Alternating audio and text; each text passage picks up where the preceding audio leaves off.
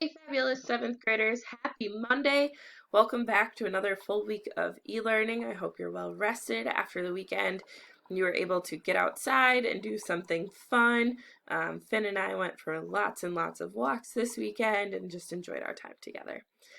Today we're going to be talking about looking back with new insights about themes. So talking about what we do when we've already read some stuff and looking back on that to gain a better understanding. Planner reminders, you have a journal prompt as always. You should keep reading as always. And then Flipgrid conferences.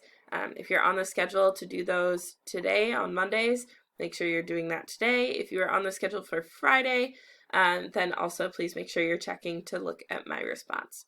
Random tidbit, a pregnant goldfish is called a twit. It's not a very nice name to call someone, unless it's a pregnant goldfish. All right, today we are talking about looking back from the end of stories with new insights about themes.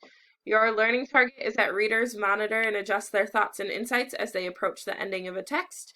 And your success criteria is that you can identify how your thinking has changed since you started a book, and you can explain why your viewpoint has shifted or changed. You might not be done with your books yet, and that is a-okay. Remember, you don't have to be done with those books until April 30th. But on April 30th, you also have to be done with a short story that takes place during the same era or time period. So just keep that in mind. Today, I really want to teach you that readers develop new insights about their books by pausing to look back on earlier parts and asking, what is the author communicating in the ending? What is the author communicating previously? What parts of the book do I now see in a new light, and do themes emerge as I reconsider what I've read?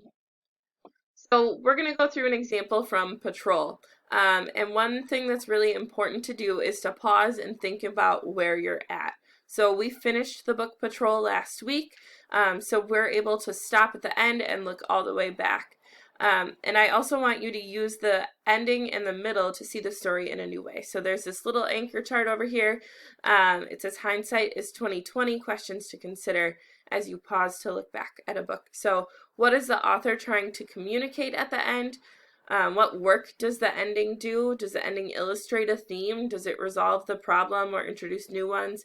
And does it suggest a sequel? And how does the ending change my thinking about what the whole book is about? Okay. We're going to take a look at a section from Patrol. This is towards the end of Patrol. And I want you to think about how this ending changes what we think and see about the book so far. So it says, this land has wide valleys, mountains that stretch along the far horizon, rushing brown rivers, and thick green forests. And war. We land. I'm glad that I am alive.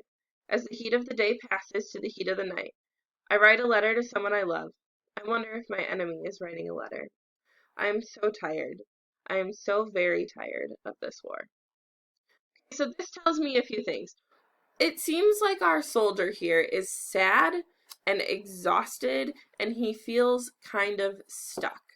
But one thing I noticed is that in the beginning here, where it says this land has wide valleys, mountains that stretch along the far horizon, so on and so forth, in the beginning, he used this same phrase, but he said, the land of my enemy has wide valleys, mountains that stretch along the far horizon.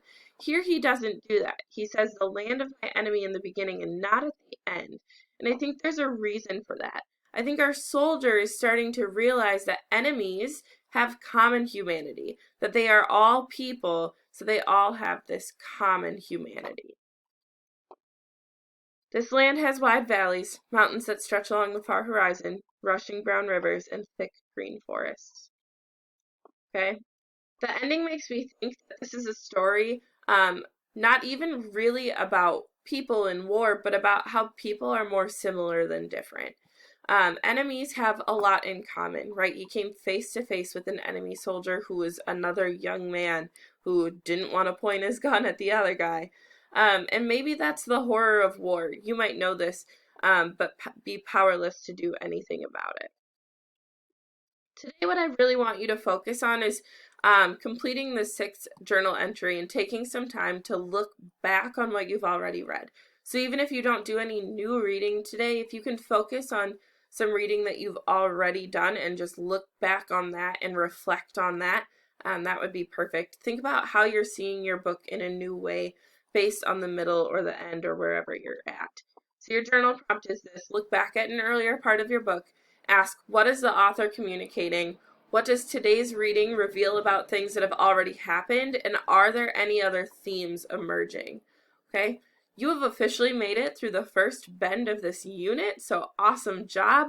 That is the end of bend 1, so we only have 2 more left, and you've done it all online, which I think is something to be super proud of. 7th graders, you are rocking distance learning.